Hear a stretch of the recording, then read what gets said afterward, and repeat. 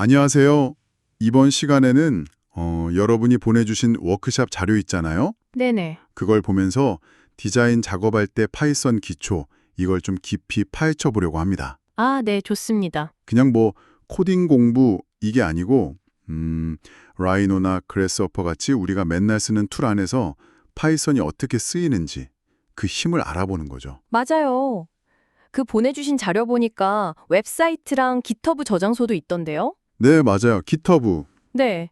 거기가 이제 코드 예제 같은 거 바로바로 가져다 쓸 수 있는, 뭐랄까, 코드 창고 같은 곳이죠. 그렇죠. 아마 많은 분들은, 코딩 너무 어렵지 않나, 뭐 이렇게 생각하실 수도 있는데, 네, 저도 좀 그래요. 사실 디자인 툴 안에서는 이게 생각보다 훨씬 직관적으로 쓸 수 있거든요. 그 가능성을 오늘 좀 같이 봤으면 좋겠습니다. 좋습니다. 근데 보통 코딩 시작하려면 막 프로그램 설치부터 걱정되잖아요. 아, 그렇죠. 자료에도 뭐 주피터 노트북, VS 코드 이런 거 나오던데 디자이너한테는 어떤 환경이 제일 좋을까요? 여러 좋은 툴들이 있긴 한데요. 근데 역시 제일 매력적인 건 역시 우리가 늘 쓰는 그 그래스허퍼 캔버스 있잖아요. 네네, 익숙하죠. 거기서 바로 시작할 수 있다는 거. 그냥 캔버스 더블 클릭해서 파이썬 컴포넌트 딱 부르면 바로 그냥 스크립트 창이 뜨거든요. 아, 바로요? 네. 워크숍 자료에서도 파이썬 3 쓰라고 권장하고 있고요. 그러니까 뭐 복잡한 설정 같은 거 없이 바로 디자인 작업이랑 연결되는 거죠. 오, 그럼 진짜 편하겠네요. 그럼 이제 그 파이썬 기초 문법으로 한번 가볼까요? 네. 변수의 값 저장하는 거부터 나오는데 뭐 문자열, 스트링, 정수, 인티저, 실수, 플롯 이런 데이터 타입 이게 실제 디자인할 땐 어떻게 쓰이나요? 좀 막연하게 느껴지는데? 그거 좋은 질문인데요. 예를 들어서 건물의 층수를 다룬다. 이러면 소수점이 필요 없잖아요. 그렇죠. 딱 떨어져야죠. 네, 그럴 땐 정수, 인티저를 쓰는 거고요.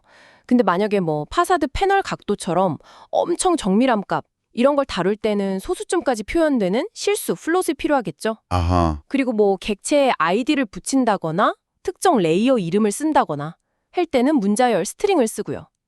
이게 지금 내가 다루는 데이터가 뭐지? 헷갈릴 때는 그 타입 함수 있거든요. 그걸로 바로 확인해 볼 수 있어요. 아, 타입 함수요? 오케이. 그렇게 들으니까 확 와닿네요. 그리고 코드에서 그 등호 하나 이꼴랑 두 개 에꼴 쓰는 거. 이거 맨날 헷갈리는데 네네. 중요하죠. 이건 진짜 확실히 구분해야겠어요.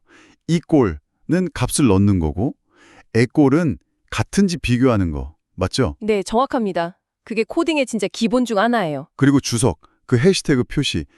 와, 이거 진짜 강사님 말씀대로 내가 짠 코드를 다음날 보면 나도 모른다. 딱 맞아요. 크크. 그렇죠. 미래의 나를 위한 메모 같은 거죠. 협업할 때도 당연히 중요하고 혼자 할 때도 필수예요. 그렇군요. 그리고 조건문 if else나 반복문 for 같은 제어 구조요. 이건 뭐 예를 들면 특정 조건 객체만 고르거나 아니면 뭐 선을 여러 개 쫙 만들거나 이럴 때 쓰는 건가요? 네, 맞습니다. 디자인 패턴을 만들거나 어떤 데이터 기반으로 결정을 내릴 때 이런 걸 자동화하는 데 아주 핵심적인 역할을 하죠. 뭐 A가 B보다 크면 이걸 하고 아니면 저걸 하고 이런 식으로요. 자, 이제 슬슬 진짜 디자인 툴이랑 어떻게 연결되는지 궁금해지는데요. 그 라이노 스크립트 신텍스, 줄여서 RS라고 부르는 거요. 네, RS. 이게 라이노 기능을 파이썬으로 불러오는 거라고 보면 되나요? 마우스 클릭 대신에 코드로. 네, 정확해요. 예를 들어 rs.addPoint 000 이렇게 쓰면 라인은 원점에 점이 딱 생기는 거죠. 오, 신기하네요. 반대로 뭐 rs.pointCoordinate 이걸 쓰면 특정 점의 좌표값 x, y, z 좌표를 리스트로 얻을 수 있어요. 아, 리스트로요? 그럼 그 리스트에서 뭐 첫 번째 값, 두 번째 값 이렇게 꺼내 쓰는 건가요? 네, 그렇죠. 파이썬 리스트 인덱싱으로 포인트 0 하면 x 좌표, 포인트 1 하면 y 좌표 이런 식으로 가져와서 계산하거나 뭐 다른 데 쓰는 거죠. 이게 바로 코드로 라이노 지오메트리랑 데이터를 아주 정밀하게 다루는 시작점이에요. 여기서 진짜 아하 했던 부분이 있었어요. 네, 어떤 거요? 우리가 그래스호퍼에서 맨날 쓰는 시리즈, 도메인, 리맵 이런 컴포넌트 있잖아요. 네네, 아주 익숙하죠. 이걸 파이썬 코드로 직접 짜보는 거예요. 와, 이게 그냥 따라하는 거 이상으로 어떤 의미가 있는 걸까요? 왜 굳이 있는 걸 또 짜보는 건지. 바로 그게 핵심입니다. 단순히 기능을 그냥 베끼는 게 아니고요. 그 편리한 컴포넌트들이 속으로 어떻게 돌아가는지 그 원리를 이해하게 되는 거예요. 아, 그 속을 들여다보는 거군요. 그렇죠. 예를 들어 리맥 컴포넌트, 데이터 범위를 0에서 1 사이로 바꾼다거나 하는 거잖아요. 네, 많이 쓰죠. 정규화할 때. 네, 그걸 코드로 짜보면 그 데이터 정규화, 노멀라이제이션 로직 자체를 알게 돼요. 이게 왜 중요하냐면 예를 들어 1조량 데이터는 보통 0에서 1 사이 값인데 주변 건물 높이는 막 몇십 미터 단위잖아요. 네, 완전 다르죠, 스케일이. 이런 완전 다른 스케일의 정보를 둘 다 0과 1 사이라는 같은 기준으로 바꿔서 서로 비교하거나 가중치를 줘서 분석할 수 있게 해주는 거죠. 뭐 복합적인 사이트 분석 같은 거 할 때 엄청 유용해요. 와, 대박인데요? 이런 원리를 알면 기존 컴포넌트로는 좀 하기 어려웠던 나만의 어떤 데이터 처리 방식이나 지오메트리 생성 로직을 만들 수 있는 문이 확 열리는 겁니다. 와, 진짜 컴포넌트가 그냥 블랙박스가 아니었네요. 가능성이 엄청나겠는데요. 그럼 이걸 제대로 내 걸로 만들려면 어떻게 해야 할까요? 워크숍에서도 엄청 강조한 메시지가 있었던 것 같은데. 네, 있었죠. 바로 반드시 타이핑을 치셔야 됩니다. 아, 맞아요. 눈으로만 보지 말고. 네, 눈으로 보고 이해했어 이게 아니라 직접 코드를 한 줄 한 줄 쳐보면서 그 뭐랄까 코딩 근육 그걸 키우는 훈련이 필요하다는 거죠. 훈련이군요. 네, 그리고 또 하나는 복잡한 문제를 한 번에 풀려고 하지 말고 잘게 쪼개서 생각하는 거, 그 컴퓨팅 사고 방식에 좀 익숙해지는 게 중요해요. 아, 컴퓨팅 사고, 문제를 잘게 쪼개라. 오케이. 그리고 이번 워크숍의 최소 목표도 딱 정해주셨어요.